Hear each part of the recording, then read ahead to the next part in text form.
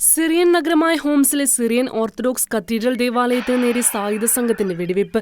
ബുസ്റ്റാൻ അൽദിവാൻ പരിസരത്ത് സ്ഥിതി ചെയ്യുന്ന saint Mary of the holy belt കത്തീഡ്രലിന് മുൻഭാഗത്ത് സ്ഥാപിച്ച കുരിശിന് നേരെ കഴിഞ്ഞ ഞായറാഴ്ച പുലർച്ചെയാണ് വെടിവെപ്പുണ്ടായത്.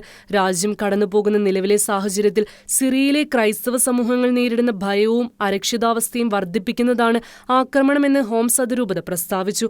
ഹൃദയം നിറഞ്ഞ ദുഃഖത്തോടെയാണ് ദൈവനിന്ദാപരമായ ആക്രമണത്തെ കാണുന്നതെന്ന് ആർച്ച് ബിഷപ്പ് തിമോത്തിയോസ് മത്ത അൽ-ഖൗറി നേതൃത്വം നൽകുന്ന ഹോംസ് ഹമ ടാർട്ടസ് സിറിയൻ ഓർത്തഡോക്സ് അതിരൂപത പ്രസ്താവിച്ചു.